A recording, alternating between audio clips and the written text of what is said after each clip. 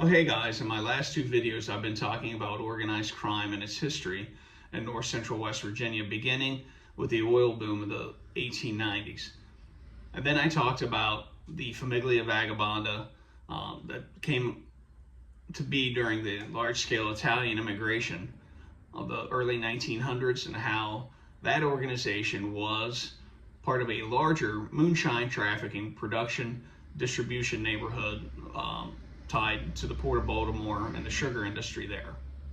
Then I talked about the breakup, or alleged breakup, of the Famiglia Vagabonda with a large trial and a series of executions and imprisonments, and how the leadership of that, remains of that organization, shifted north and became the Repepi faction within the Pittsburgh mafia family.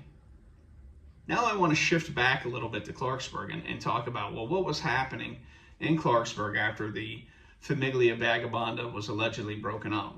And I say allegedly because this is something we run into over and over again in Clarksburg's history, is that there's some sort of crisis or things really get out of control and the citizens get up in arms, and there seems to be a change, and maybe there is a real change for a couple of years, but then it just creeps back in.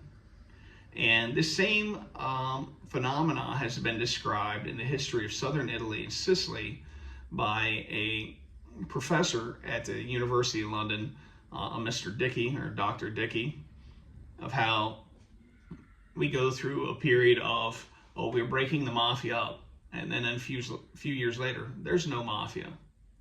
The same thing happens in Clarksburg. You know, oh, it was really bad back then, but we've straightened it up and there's no organized crime now. Well, that was kind of the story. That's the story we're told after the Famiglia Vagabonda is broken up. The mafia, organized crime, disappears from Clarksburg.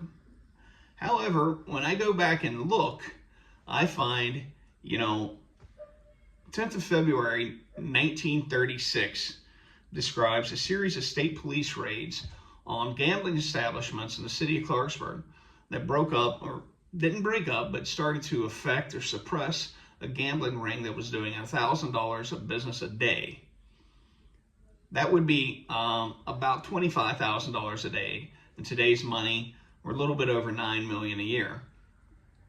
And at this time, there's beginnings of a push in the state legislature to prevent the state police from enforcing laws inside of city limits. They say, we don't need the state police. Our local police are more than capable of doing this ourselves. But then in the newspapers, not only in Clarksburg, but across the state, there's discussions of how police judges were just flagrantly corrupt. And the Exponent describes how merely covering some of these arrests got them threats that were, whispered to them or passed to them informally in anonymous notes against what would happen to them if they kept talking about this. Well, these raids continued, and then in the 16th September 1937, 6 Clarksburg city councilmen are arrested shortly before a city council meeting. And they were arrested for bribery. There was a move to possibly build an incinerator, a garbage incinerator in Clarksburg, or to in some way handle the garbage. And there was an agreement among the 6 councilmen that they would split evenly a $9,000 bribe, which at $1,500 each, that comes out to $35,000 per person in today's money. This investigation was conducted at the request of the city manager, who was being given a hard time about his actions against crime in the city and against gambling and liquor rackets, and also against the new police chief and a new police judge who were really trying to take action and clean the city up. 21st of September 1937, the then Harrison County prosecutor begins impeachment proceedings against these 6 councilmen. On 26 September, 5 days later, 3 councilmen resign. Among them is Joseph A. Oliverio. On the 3rd of October, the prosecutor of Harrison County appears in court and says, I've got a book. I'm going to name names. I'm going to give who was offering the bribe, the amount of the bribe, who it was offered to, the date that this occurred. I have all this information, and I'm going to bring it out in trial. And the judge says, no, you ain't. That has nothing to do. Your impeachment only had to deal with this one specific instance of bribery, and I'm not going to allow you to bring in all these other examples. Well, then we have 3rd of December, 2 people describing an attempt to bribe the city judge and the city police chief. Specifically, Police Chief Ziegler and one grocer named Larry Policano testify in court that of a bribery attempt, basically. Mr. Policano was cited for running his grocery on a Sunday. And Joseph Oliverio, who I believe was the mayor at the time, came to the hearing and said, you know, we can settle this matter here. Mr. Policano and Sam Police both have groceries. They want to stay open on Sunday. So how about we just collect a fund, $30 a week from each of these people. That's $1,500 a year, which again is be $35,000 a year per person. A fund to allow them to continue operating. Essentially what that is a bribe, because there were blue laws. You couldn't be open on Sunday.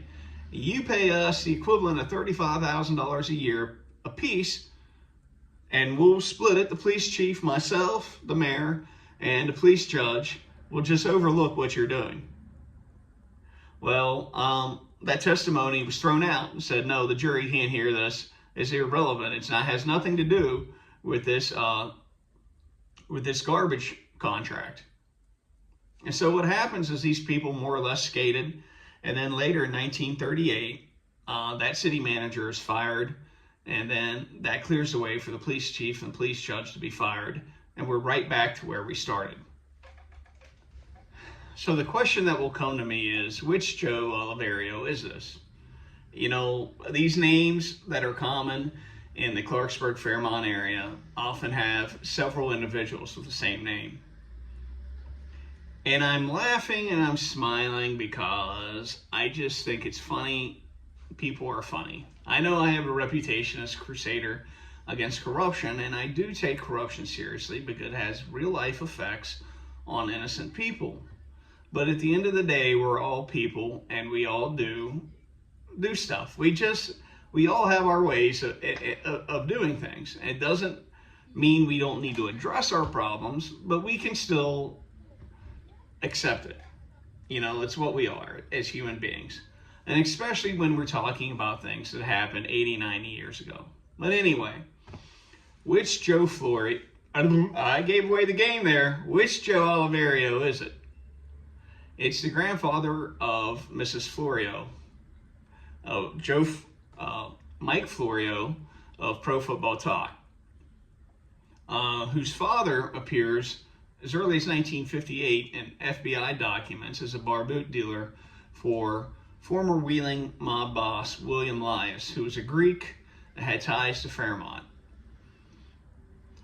Then later, this Butch Florio shows up as a card dealer, a bookmaker for Paul Hankish, and later, in recent years, a book by George Sideropoulos describes him as the lead bookmaker in Wheeling.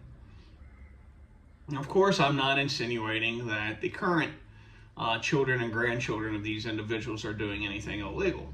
They're not, as far as I know, because as a society, we've come to accept that people like to gamble.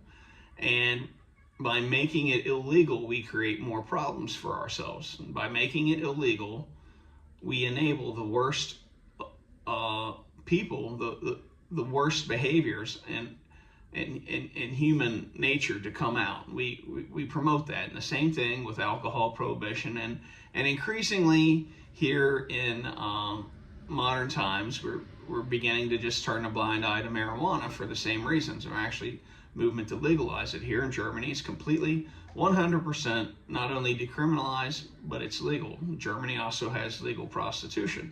Not that everyone here is just smoking a doobie going down the street into their favorite whorehouse. That's not how it works. It's actually a very safe, orderly society. And part of that is they don't tilt at windmills and fight battles that they can't win. All of that to say, that the organized crime and the things that happened in previous generations still flow down and have effects today. Mr. Florio's kind of a Twitter troll. He says inflammatory things to get people to respond to him. But then if you read it, people say, oh, his sources aren't real. I suspect they are. Paul Hankish and his bookmaking operation was one of the largest in the United States, and it was tied to the Rooney family in New York. I really think he has sources. And it's just part of a ongoing culture community of sports betting and gambling that's been deeply embedded within Western Pennsylvania and Northern West Virginia since the late 1800s, early 1900s at least. That'll be all for now. I'm sure I got more coming. I'll holler at you later.